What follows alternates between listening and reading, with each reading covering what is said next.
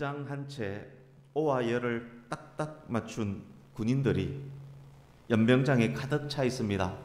군대에 있는 운동장을 연병장이라고 합니다. 훈련하는 운동장이란 뜻입니다. 연병장에 가득 차 있습니다.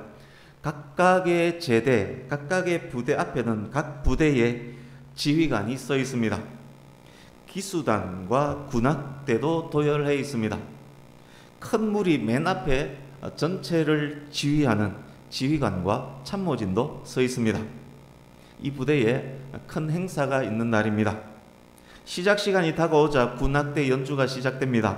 이 행사에서 가장 높은 지휘관이 탄 집차가 저기서 이제 쭉 들어옵니다.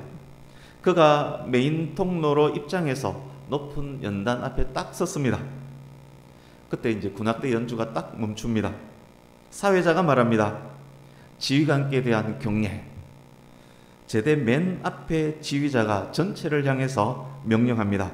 지휘관께 대해 받들어 총. 군대 행사하는 거 많이 보셨을 것입니다. 지휘관께 대하여 받들어 총 합니다.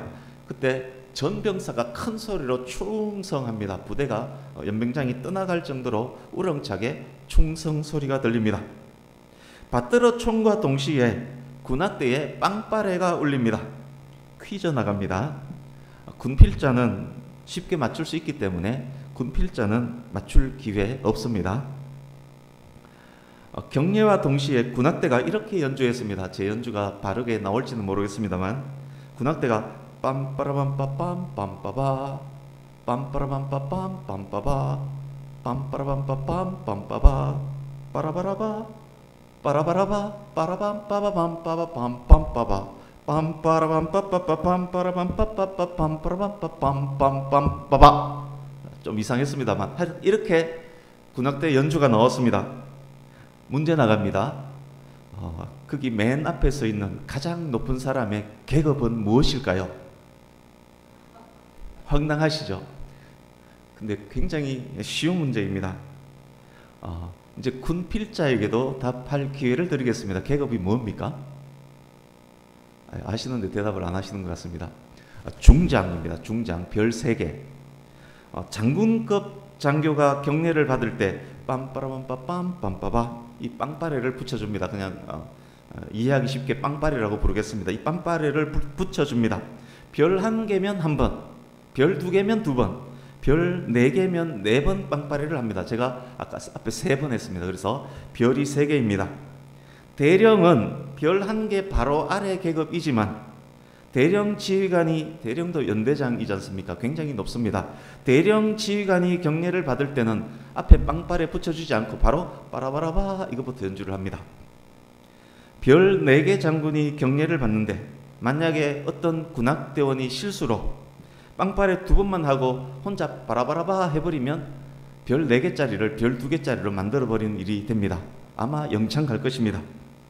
그러니까 TV에 군 행사 관련이 나올 때, 그리고 신교대 입퇴소식 행사에 갔을 때, 내년에 신교대 입소식 하는 사람이 한 3명 정도 있는 걸로 압니다. 신교대 입퇴소식 행사 갔을 때 이것을 알고 보면 남다른 재미도 느낄 수 있을 것입니다. 두 번째 퀴즈입니다. 국군의 날이나 장교 임관식 등 군 행사에 대통령이 갔습니다. 대통령께 대한 경례는 빵빠레 몇 번 울릴까요? 그냥 찍으면 대충 생각만 해보면 알 수 있을 것입니다. 국군의 날 행사 때 유심히 보신 분이라면 알 것입니다. 군 행사에 대통령이 가면 동일하게 빵빠레를 붙여줍니다. 빵빠레 몇 번 할까요? 네? 네, 5번 합니다. 5번. 5번 하는데 4번은 사성 장군과 똑같이 하고 마지막 빵빠레는 천천히 고급스럽고 품위 있게 마지막 빵빠레를 해줍니다. 그리고 빵빠레 할 때 예포, 대포에서 공포탄 쏘는 거 예포 21발을 발사합니다. 이 21발이 어디서 나왔는지는 아마 미국에서 나왔을 것입니다. 미국에서 국가 원수급 행사를 할 때 21발 예포를 쏴줍니다. 이것은 안식일 날, 7번째 날 하나님의 안식일과 그리고 완전수 7 곱하기 완전수 3의 의미가 있을 것입니다. 국가 원수에게 최고의 영예를 주는 것입니다. 2018년 9월 대한민국 대통령이 북한에 방문했을 때 북한에서 군악대와 의장단 행사와 함께 21발의 예포를 발사했습니다. 북한 정권이 보여준 극진한 예우였다. 이것 보지 못했다 라면서 언론에 대스특필을 했었습니다. 이제 본문에 이르기까지 이 빵빠레 기억을 하시고 본문에 이르기까지 관련된 스토리를 먼저 확인하려고 합니다. 본문 이해를 위해서 꼭 필요합니다. 먼저 아셔야 할 것이 있는데 사무엘서와 열왕기서와 역대기는 동일한 시대를 배경으로 하고 있습니다. 사무엘상하가 역대상 10장에서 29장까지 기록이 되어 있고 열왕기상부터 열왕기하 25장까지는 역대하의 이야기가 기록이 되어 있습니다. 같은 시대를 다른 저자가 조금씩 다른 시각으로 생략, 추가, 편집해서 기록한 것입니다. 성경 읽기에 의해서 지난주까지 열왕기서 말씀을 나눴습니다. 북이스라엘과 남유다가 멸망하는 역사까지 확인을 했습니다. 열왕기서를 지나서 역대기에 들어왔는데 이제 이렇게 생각할 것입니다. 이제 그 이후의 역사가 나올 것이구나 이런 생각을 하고 봤는데 오늘 보니까 또 다윗 이야기 나옵니다. 그럼 궁금증, 왜 또 다윗인가? 궁금증 가지는 분 있을 수 있습니다. 다윗 이야기가 또 나오는 이유, 다른 사람이 하는 다윗 이야기이기 때문입니다. 그래서 사무엘서, 열왕기서, 역대기는 서로 보완, 보충 역할을 하는 것입니다. 오늘 본문 역대상 12장이 더욱 그렇습니다. 다른 성경에는 사무엘서나 열왕기서에 없는 이야기가 오직 역대상 12장에만 기록된 이야기, 여기만 있는 이야기입니다. 오늘 본문은 표시해 두시고 사무엘상 13장으로 가보겠습니다. 이 스토리 전개를 잘 기억하셔야 합니다. 구약성경 427페이지 사무엘상 13장 14절을 보십시오. 사무엘 선지자를 통해서 사울에게 하신 하나님의 말씀, 이런 내용입니다. 사울 대신 하나님 마음에 맞는 사람을 지도자로 세울 것이다. 이때 이미 말씀하셨습니다. 이제 16장 1절 보십시오. 사무엘상 16장 1절. 하나님께서 또 말씀하십니다. 사울을 버리고 이새의 아들을 이스라엘 왕으로 세울 것이다. 또 말씀하셨습니다. 이제 사무엘상 27장으로 갑니다. 27장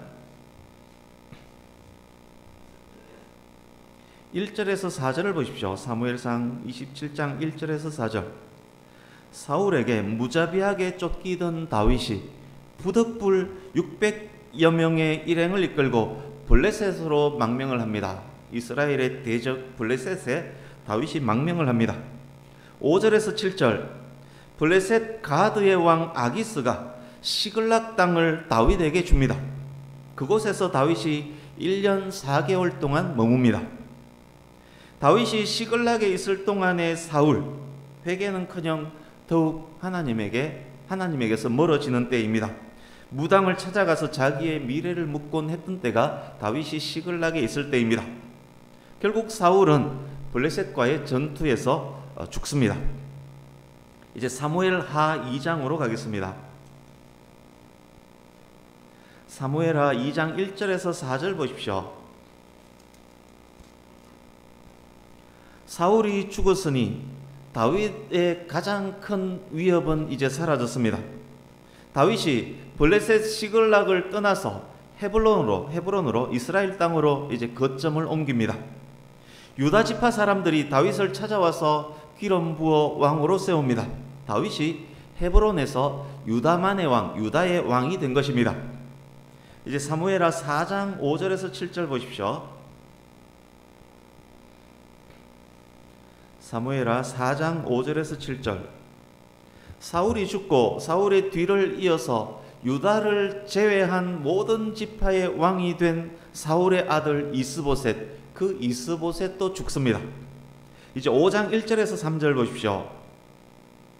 지금까지 사울과 이스보셋을 따랐던 모든 지파들이 헤브론에 있는 다윗에게 와서, 유다의 왕으로만 있는 다윗에게 와서 왕이 되어 주십시오 라고 합니다.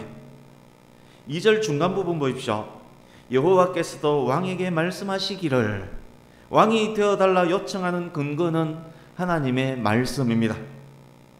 3절은 다윗에게 기름 부어 온 이스라엘의 왕으로 세우는 장면입니다. 왕의 대관식 행사 장면입니다. 4절 5절 보십시오. 다윗이 왕으로 있었던 때를 짧게 압축하고 있습니다.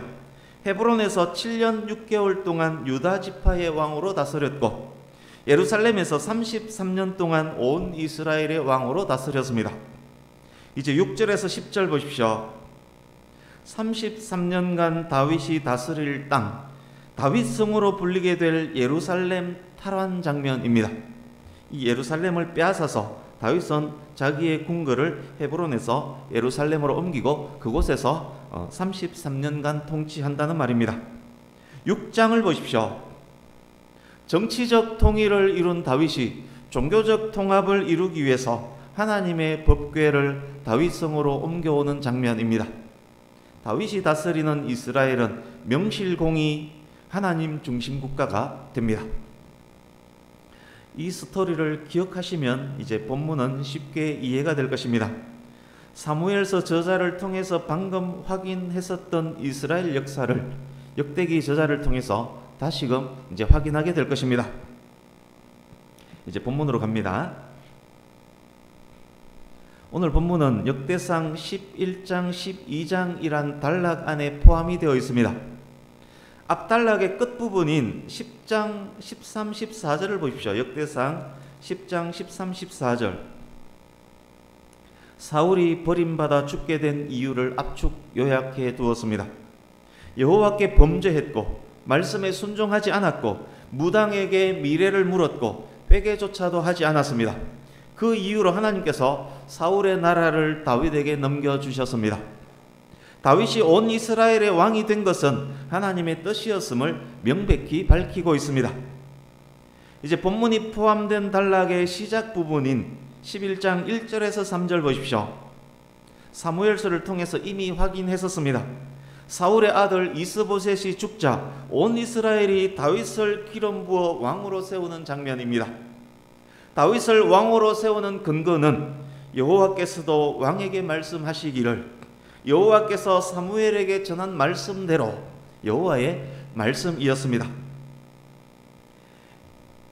이제 본문 단락의 끝부분인 12장 38절에서 40절을 보십시오.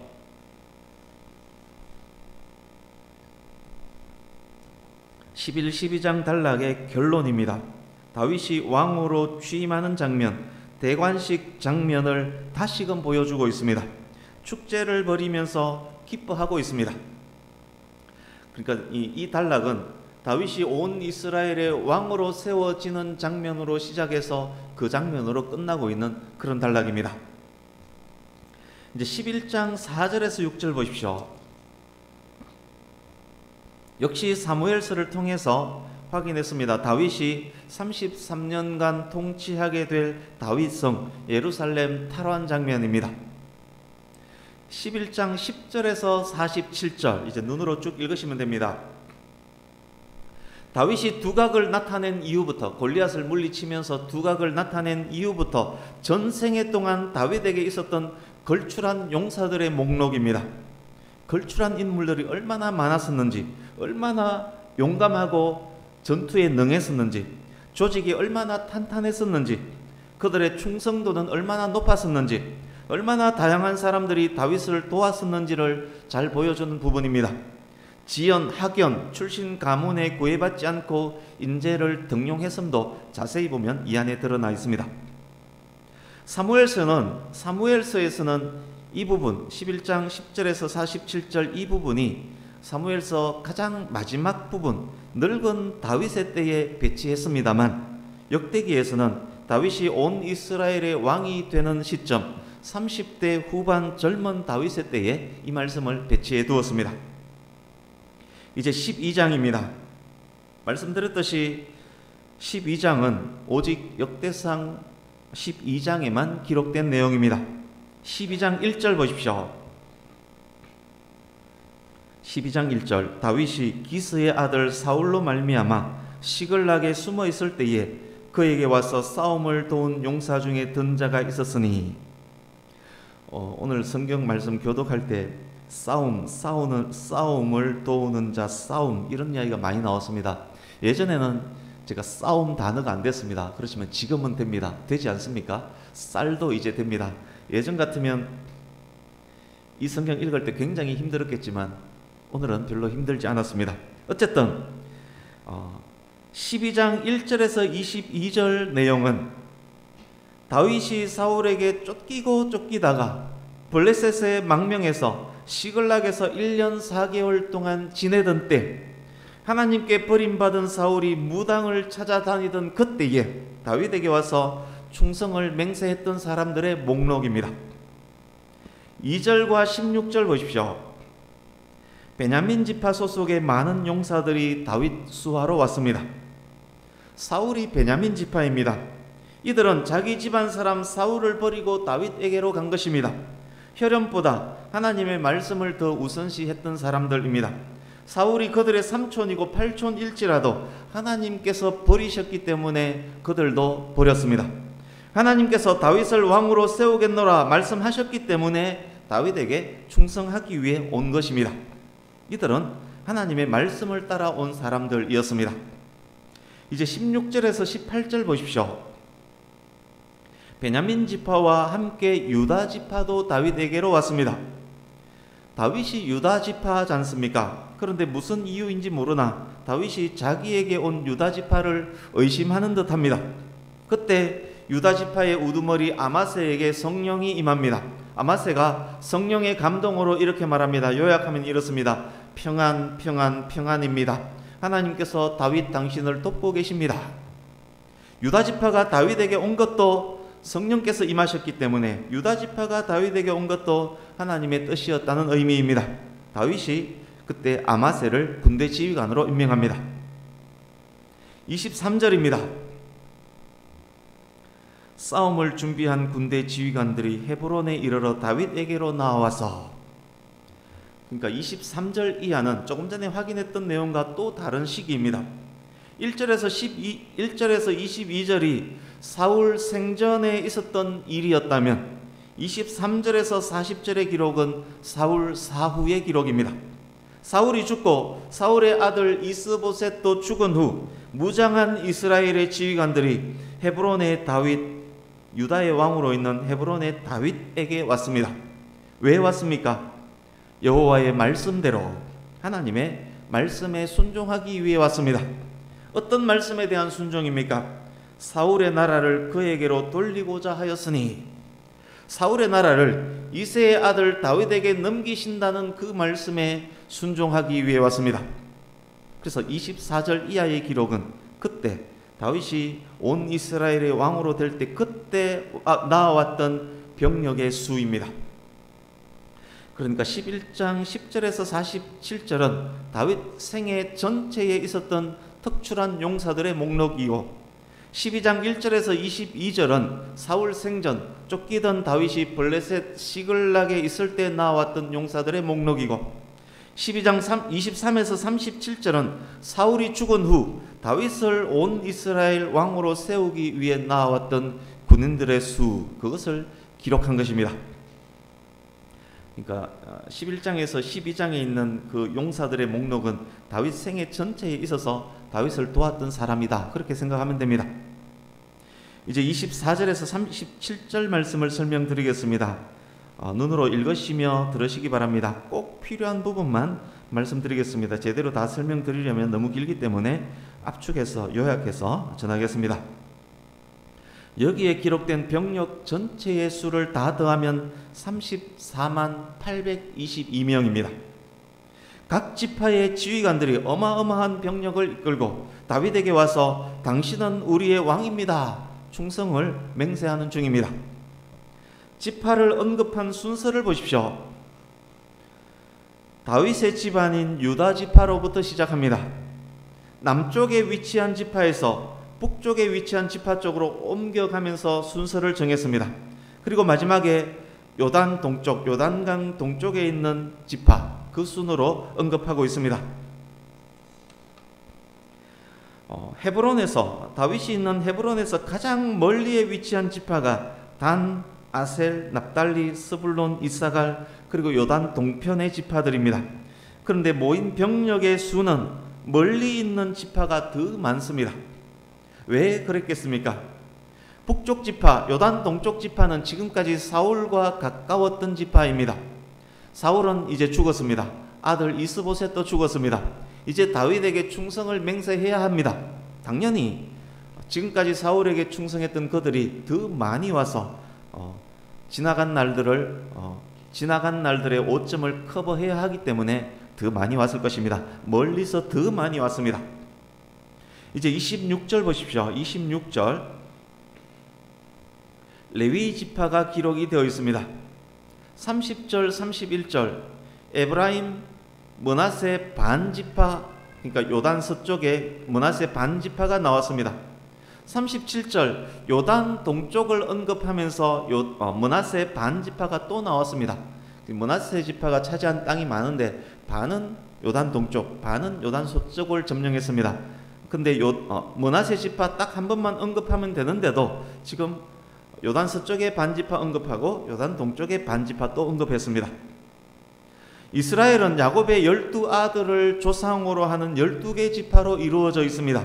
그렇지만 제사장 지파인 레위 지파는 출애굽 기점으로부터 12지파에서 제외됩니다. 요셉 지파는 없지만 대신 두 아들 에브라임과 므낫세가 각각의 지파를 차지합니다.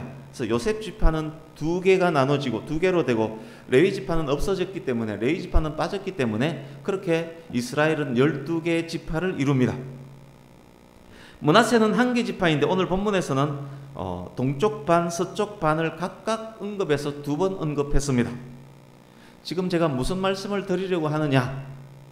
온 이스라엘은 이스라엘 12지파 그렇게 동등합니다. 동일합니다. 이스라엘 12지파 그러면 온 이스라엘 이렇게 인정이 됩니다. 그런데 여기에 언급된 항목은 12개 항목으로 언급된 것이 아니라 레위 지파 포함 므낫세 지파 두 번 언급해서 총 14개 항목으로 언급합니다. 12지파만 언급해도 온 이스라엘이란 의미를 충분히 살리는데도 굳이 남쪽에서 북쪽으로 그리고 요단강 건너 동쪽으로 굳이 박박 끌어서 14번 14개 항목으로 언급했다는 말입니다. 그야말로 온 이스라엘입니다. 그야말로 온 이스라엘이 하나님의 말씀을 따라 사울의 나라를 다윗에게로 넘기기 위해서 헤브론으로 왔다는 말씀입니다. 여기에 나온 온 이스라엘 사람들이 어떤 사람이었는지, 하나님의 말씀에 순종해서 온 사람들이 어떤 마음가짐이었는지, 말씀이 이끄는 삶을 사는 사람들의 특징이 어떤 것인지를 알려주는 중요한 구절 또 있습니다. 12장 18절에서 언급했었던 성령이 임한 아마세와 연결해서 이해하시면 좋겠습니다. 32절 보십시오. 이사갈 지파를 언급하는 중에 시세를 아는 사람, 마땅히 행할 것을 아는 사람이라는 구절이 있습니다. 그들은 때를 분간할 줄 알며 그때에 마땅히 행할 것이 무엇인지를 아는 사람이었습니다. 시세를 안다는 말의 의미가 그렇습니다. 그들은 자신의 시대를 위한 하나님의 뜻을 분별할 줄 아는 사람이었다는 말입니다. 33절도 보십시오. 그들은 두 마음을 품지 않는 사람들이었습니다. 여기에 등장한 34만 822명이 다 그런 사람들은 아니었겠지만 최소한 그들을 이끌고 있는 지도자, 그들의 지도자는 성령으로 충만하고 시세를 알고 두 마음을 품지 않는 사람들, 그들이 백성들을 취합해서 다윗에게로 나왔다는 그런 의미입니다. 이제 38절에서 40절입니다. 11장 12장 단락의 결론이며 절정부이며 오늘 말씀의 절정부입니다. 이 모든 군사가 전열을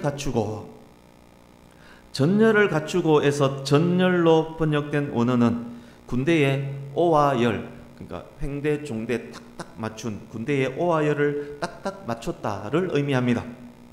헤브론 지역 어느 넓은 광야에 무장한 34만여 명의 군인들이 오와 열을 맞추고 딱딱딱 서 있습니다. 언덕 위에서 바라본 넓디 넓은 광야는 끝이 보이지 않을 정도로 병력으로 꽉 차 있습니다. 모든 병력이 볼 수 있는 높은 언덕에서 온 이스라엘의 왕으로 다윗이 기름 부음 받을 것입니다. 드디어 다윗이 언덕 위로 입장합니다. 군악대 연주가 시작되었습니다. 다윗과 이스라엘의 장로들이 하나님 앞에서 언약을 하고 다윗에게 기름을 붓습니다. 그리고 왕관을 씌워줍니다. 왕관 쓴 다윗이 연단에 섰습니다. 맨 앞에 지휘자가 큰 소리로 외칩니다. 온 이스라엘의 왕 다윗께 받들어 총. 그냥 그 분위기를 이미지로 그렸으면 좋겠습니다. 온 이스라엘의 왕 다윗께 받들어 총. 이어지는 말씀 보십시오. 다 성심으로. 성심으로라는 단어는 충성과 같은 의미입니다. 모든 병력이 충성 외칩니다. 헤브론 산지가 쩌렁쩌렁 울립니다. 동시에 군악대가 빵빠레를 연주합니다. 빰빠라빰빠빰빰빠바. 몇 번 울렸겠습니까? 5번 울렸습니다. 동시에 예포 21발도 발사되었을 것입니다. 오늘날이라면 당연히 그렇게 했을 것입니다. 장엄하고 화려하고 충성에 가득 찬 대관식 장면입니다. 유다의 왕 다윗이 명실공히 온 이스라엘의 왕으로 세워지는 국가 최대의 행사, 그 행사에 대한 기록입니다. 행사 후 축제가 벌어집니다. 3일 동안 계속되는 축제입니다. 언약의 절정입니다.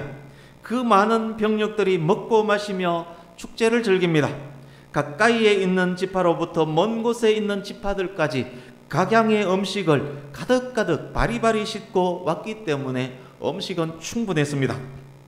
이 행사로 인하여 온 이스라엘에 기쁨이 넘쳤습니다. 시간이 오늘 좀 경과되고 있는 것 같기 때문에 말씀 준비하면서 결론을 최대한 짧게 지었습니다. 이제 한 가지만 정리하고 말씀을 마치려고 합니다. 오늘 본문의 다윗은 영원한 왕 예수 그리스도의 모형입니다. 기뻐하며 즐거워하는 온 이스라엘은 신약시대 온 세계 교회의 모형입니다. 궁극적으로 천국에서 있을 어린 양의 혼인잔치에 대한 모형입니다. 보십시오. 이 자리에, 이 대관식 자리에 하나님이 계십니다. 하나님의 뜻에 합당한 왕이 있습니다. 왕과 백성이 있습니다. 백성과 백성이 있습니다. 그리고 백성과 하나님이 있습니다. 이 모든 관계가 유기적으로 연결이 되어 있습니다. 이 모든 관계가 하나님의 말씀, 하나님의 언약, 하나님의 뜻 안에 있습니다.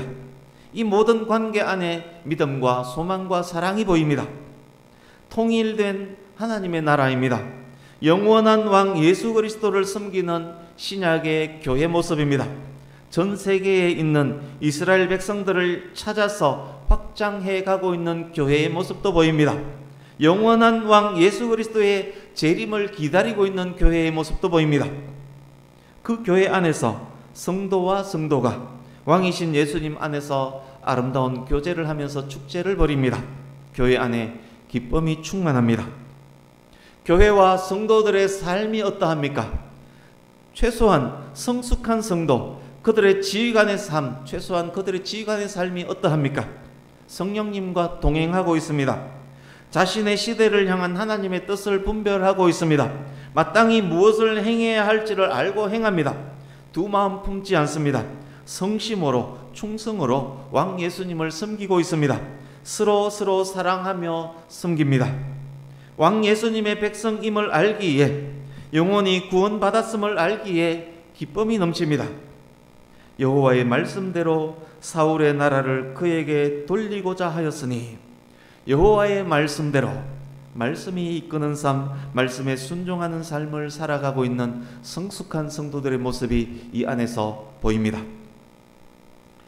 우리 주보에 있는 말씀 두 곳을 읽으려고 합니다. 요한복음 15장 9절에서 11절, 베드로전서 1장 8절에서 9절을 이어서 읽겠습니다. 본문을 통해서 오늘날 우리에게 말씀하시는 왕이신 예수 그리스도의 음성입니다. 같이 읽습니다.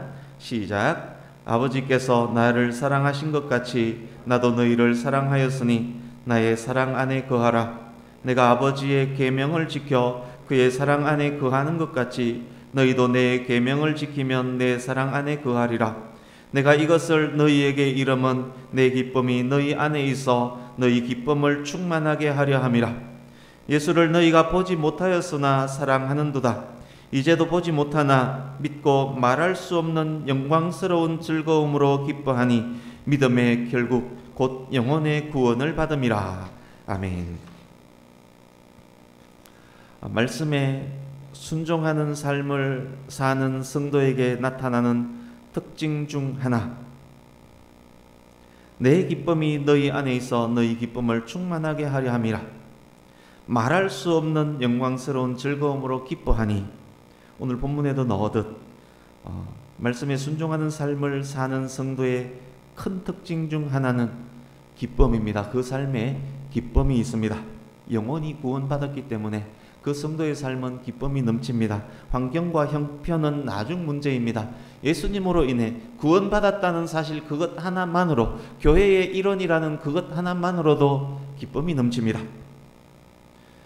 예수님을 믿고 영원히 구원받은 여러분의 삶에 지금 기쁨이 넘칩니까? 아니면 매일 죽을 얼굴하고 죽으라 죽으라 슬프다 슬프다 그런 얼굴로 살아가고 계십니까? 사랑하는 성도님 여러분, 더욱 왕 되신 예수님을 바라보시기 바랍니다. 더욱 나의 시대, 내가 처한 환경을 향한 하나님의 뜻을 분별하기 위해서 노력하시기 바랍니다. 더욱 성령님과 동행하기 위해서 노력하시기 바랍니다. 그 모든 노력의 시작점이라고 할 수 있는 것이 바로 말씀 따라 사는 삶, 말씀에 순종하는 삶, 말씀이 이끄는 삶입니다.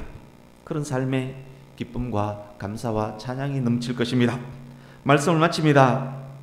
왕이신 예수 그리스도 안에서 말할 수 없는 영광스러운 즐거움으로 기뻐하는 더욱 성숙한 성도의 삶을 살아가는 저와 여러분의 일생 전체가 될 수 있기를 예수님 이름으로 축복합니다. 아멘. 기도하겠습니다.